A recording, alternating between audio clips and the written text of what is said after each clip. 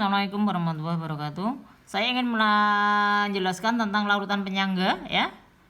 Tapi sebelumnya ya. Ini yang perlu diingat ini. Jadi kalau ada reaksi asam kuat, basa kuat, habis maupun sisa, tidak terbentuk hidrolisis maupun tidak terbentuk penyangga. Ya. Tapi pH kalau habis pH sama dengan 7. Tapi kalau sisa tergantung yang sisa siapa ya.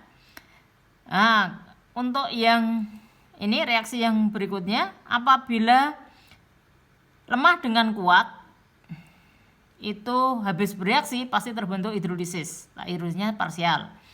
Nah, kalau lemah-lemah habis bereaksi hidrolisis total. Ini yang perlu diingat.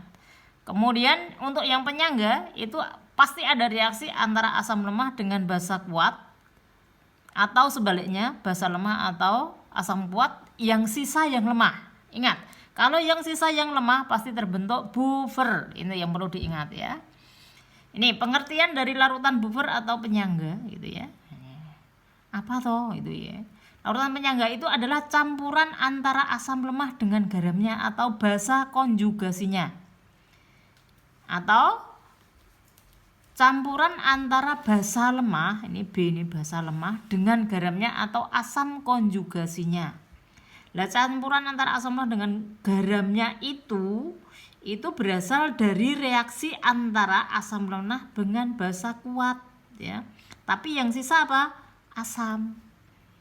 Sedangkan yang penyangga yang bersifat basa itu reaksi antara basa lemah dengan asam kuat yang sisa basanya ya. Jadi kalau nanti ada reaksi asam dengan basa gitu ya, yang lemah itu yang sisa pasti terbentuk apa? Buffer atau penyangga. Tapi kalau nanti di dalam satu soal itu sudah tertulis itu ada asam lemah dengan garamnya, berarti langsung dikerjakan ya. Tapi kalau masih ada asam dan basa pasti penjenengan harus mereaksikan dulu ya. Berapa mol ya. Kemudian sisanya pasti yang lemah. Kalau yang lemah tidak sisa berarti tidak terbentuk apa? Buffer. Itu yang perlu diingat. Nih ya. Nah, sifat dari larutan buffer itu apa? Bahwa larutan buffer atau penyangga itu bisa mempertahankan harga pH. Jadi pH-nya tidak berubah. Walaupun ditambah apa? Sedikit asam, dengan catatan sedikit asam atau sedikit basa atau ditambah air atau diencerkan.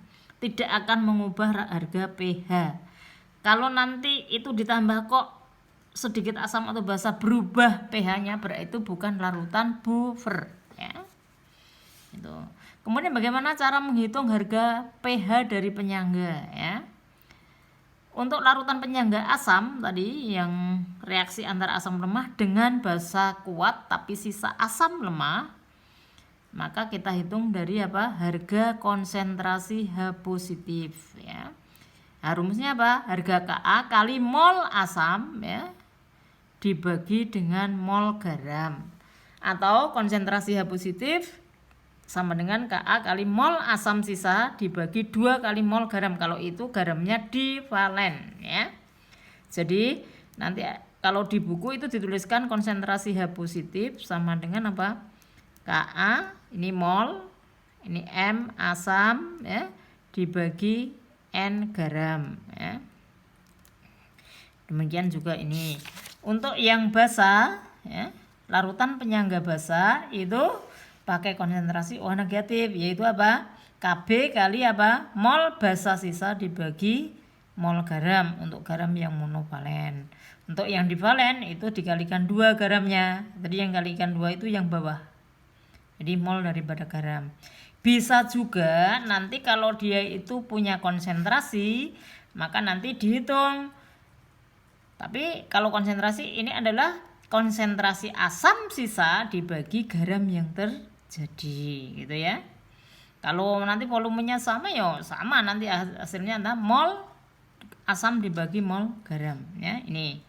Ini cara menghitung harga pH. Kemudian contohnya ada di halaman 192 ya. Nomor 1, nah, dilihat itu nomor 1 itu adalah campuran, dilihat ya soalnya ya. Hitung pH larutan penyangga dengan mencampurkan apa ini? 50 larutan ini dengan 50 larutan. Nah, itu sudah ada campuran ini ya. CH3COOH dengan apa? CH3COONA. Berarti ini sudah tidak mereaksikan lagi, tapi apa? Ini sudah bubar gitu ya. Bubar bersifat apa? Bersifat asam ya. Ini dicari itu langsung itu dicari mol masing-masing. Kalau enggak pun juga enggak ada masalah ya. Langsung pakai konsentrasi enggak apa-apa ya. Itu. Jadi karena ini sudah campuran bubar berarti tinggal mencari apa? Konsentrasi H positif sama dengan itu di Ka kali apa? Mol asam dibagi mol garam ya. Nah, dicari molnya masing-masing, mol asamnya berapa, mol garamnya berapa. Di buku sudah ada itu ya. Ini molnya masing-masing berapa ketemunya? 5 milimol ya. 50 kali 0,1 ya. Tapi milimol, nggak ada masalah kalau milimol semua nggak ada masalah. Ka-nya 10 pangkat min berapa itu? 1,8 ya. 1,8 kali 10 pangkat min 5 dibagi 5 dibagi 5. Nah, 5-nya hilang ini. Tinggal 1,8 10 pangkat min 5. pH berapa? Min log 1,8 kali 10 pangkat min 5. Berarti 5 min log 1,8 gitu ya. Kalau nggak punya kalkulator cukup ini sampai ini. Kalau mau dicari log 1,8 berapa dari 5 dikurangi ini. Ini contohnya untuk apa?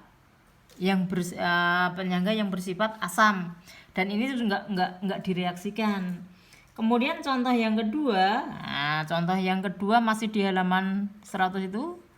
Contoh nomor 2 itu ada larutan CH3COO plus NaOH. Nah, ini masih apa? Asam lemah dengan apa? Basa kuat. Maka ini harus direaksikan. Terbentuk apa? CH3COONA plus H2O. Nah, direaksikan. Asamnya berapa? Ini 50 kali 0,2. Yang ini 50 kali 0,1. Ini mula-mula. Berapa ini? 10 milimol. Gitu. Ini berapa? 5 milimol. Kemudian yang bereaksi berapa? Karena perbandingannya 1:1, nah, maka nanti garamnya juga koefisiennya 1. Jadi kalau ini 10, ini kan butuh 10, nggak mungkin ya. Jadi kalau ini habis nggak mungkin. Berarti ini 5 milimol ya. Ini butuh berapa? Butuh 5. Yang ada berapa? 10. Nah, ini yang terjadi berapa? 5 tambah 5 bukan 10 tapi berapa? 5 milimol. Ada sisa enggak? Nah, dilihat ini.